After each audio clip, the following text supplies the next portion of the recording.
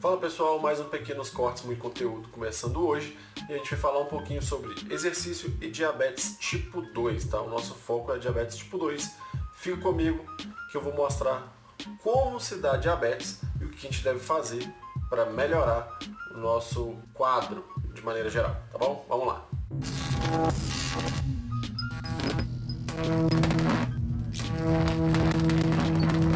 Bom, então a primeira coisa que a gente tem que saber é o seguinte, a diabetes tipo 2 ela está muito associada a distúrbios metabólicos, tá?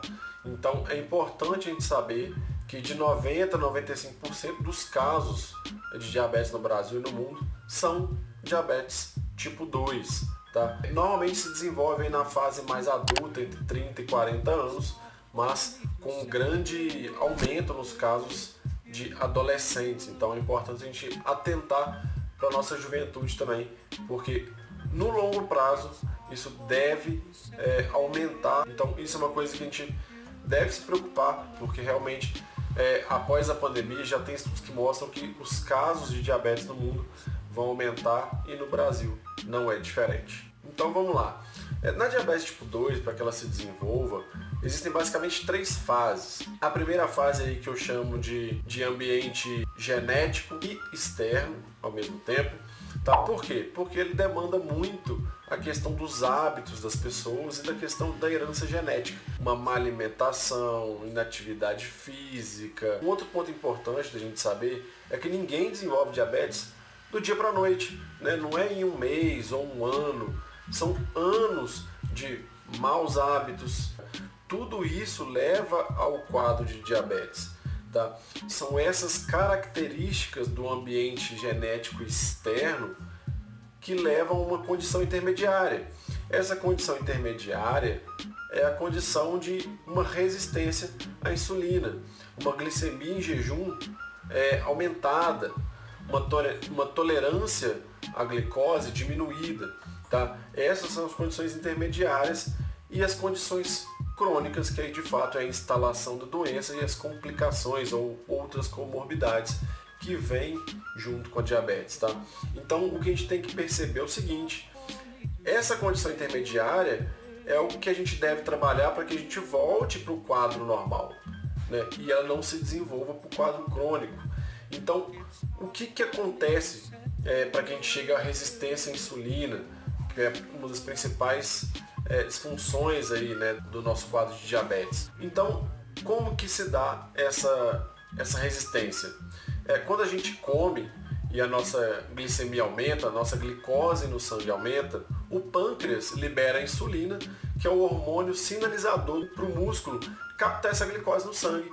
E o músculo não responde a essa insulina de forma tão efetiva. Por quê? Porque os adipócitos lá, que são aquelas células de gordura, eles também liberam as adipocinas, que são proteínas que sinalizam para o músculo não captar a glicose. Então o músculo fica mais lento, menos efetivo na captação de glicose. Então é essencial que a pessoa faça atividade física. Por quê? Porque a contração muscular vai gerar uma utilização de energia ali, né? Quando o músculo contrai, ele precisa de energia para contrair. E aí o músculo vai entender que ele precisa captar mais glicose para gerar mais energia, e aí sim ele vai regulando a glicemia através da atividade física. Uma boa analogia para a gente entender como funciona o ciclo da resistência à insulina, pensa que você quer comprar um carro e você é o músculo. O seu pai é o adipócito, que são as células de gordura, e a sua mãe é o pâncreas. E você chega para o seu pai e fala assim, pai, estou querendo comprar um Palio. O que você acha? E o seu pai, que são os adipócitos, fala assim, pô meu filho, Palio, talvez pelo preço dele, pela tecnologia que ele está te entregando, não seja o melhor carro. Vai ser um carro caro por pouca tecnologia, por pouca entrega. Eu, se fosse você, não compraria o Palio. E aí você chega para sua mãe e fala, mãe, quero comprar um carro, estou com um Palio na cabeça, o que você acha? E sua mãe fala assim, meu filho, eu acho que você deve comprar aquele que você mais gostou. Porque se você ficar procurando demais, você vai ficar mais indeciso e não vai conseguir comprar. Compre o carro e seja feliz. O Palio é um bom carro, é econômico. Eu acho que você deve comprar sim. O que vai acontecer? Você vai ter um feedback da sua mãe e vai ter um feedback do seu pai. E você vai ficar indeciso? Então é a mesma coisa. O músculo ele responde à insulina e às adipocinas, né? Então sua mãe, que é o pâncreas, libera a insulina e fala assim, ó, você tem que captar glicose, ou seja, você tem que comprar um carro. E o seu pai, que são os adipócitos, eles vão liberar as adipocinas e falar assim para você, ó, não capte glicose, ou seja, não compre o carro, não compre o Palio, não vale a pena. E você vai ficando cada vez mais indeciso, porque você não sabe o que faz. E agora, compra ou não compra? E aí passa-se um dia, passa-se dois, um mês, 2 meses, 3 meses, você talvez só decida daqui a um ano. Consequentemente, você vai ficar mais triste, mais indeciso, e é a mesma coisa que acontece com o músculo. Quando você está num quadro de resistência insulínica, você tem a sinalização do hormônio insulina para o músculo captar glicose, mas também tem sinalização das adipocinas para que o músculo não capte essa glicose. Então você começa a ter uma resistência do músculo à insulina. E por conta disso, como você vai ter mais glicose circulante por mais tempo, você ficaria hiperglicêmico e as consequências de uma glicose alta no nosso sangue. A gente tem um excesso na formação de urina, uma sede excessiva, uma fome excessiva. Outra coisa que a gente tem também é o excesso de glicose na urina. Então é por isso que quando a gente pega um aluno que é diabético ou está no quadro de pré-diabetes, é essencial que essa pessoa sempre tenha água do lado dela. Tá? Ela precisa se hidratar muito durante o treino e após o treino também, obviamente. Outra coisa que a glicose alta gera é uma fadiga mais rápida, né?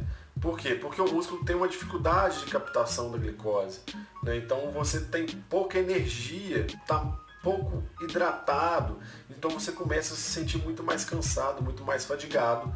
Então é normal também esse quadro, tá? Esse sintoma. E aí, por consequência disso tudo, começa a ter um quadro mais crônico e pior. E quando você tem complicações mais crônicas, você tem duas possibilidades, que são de atingir grandes vasos e pequenos vasos, tá? Você começa a ter complicações do tipo infarto do miocárdio, placas de ateroma, ou seja, você começa a ter gordura nos vasos sanguíneos, você começa a ter doença arterial periférica, disfunção erétil, porque começa a circular menos sangue, retinopatia diabética ou nefropatia diabética, né, que é a insuficiência renal, por exemplo. A gente começa a ter uma atividade simpática aumentada e aí subir a pressão arterial, você ficar hipertenso. A gente começa a ter uma perda de massa muscular, o que é extremamente prejudicial para quem tem pré-diabetes ou diabetes, tá? Porque quanto maior a massa muscular, mais captação de glicose, mais fácil regular a glicemia no sangue.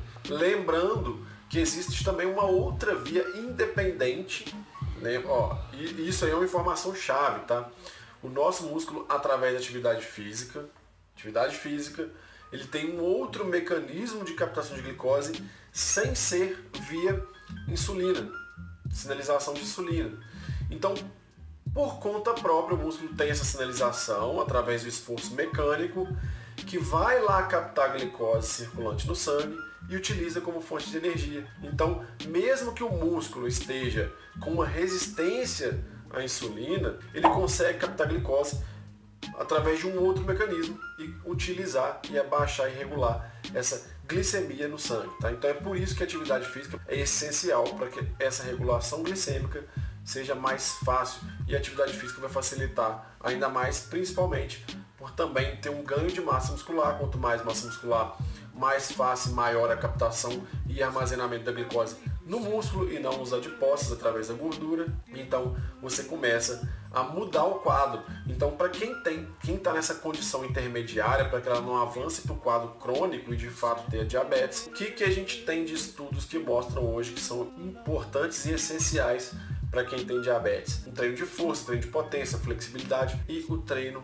aeróbico são essenciais, tá? Pode e deve se fazer todos os tipos de treino. O diabético pode fazer HIIT? Pode fazer HIIT, mas existem ali alguns fatores, alguns indicadores que a gente tem que ter antes para implementar esse tipo de treino no diabético. Obviamente, a progressão é o fator chave para que a gente consiga dar uma dose necessária para que melhore o quadro de regulação glicêmica, e você saber o que você pode e o que você deve fazer naquele momento é essencial, né? Porque vai depender de cada quadro, cada pessoa.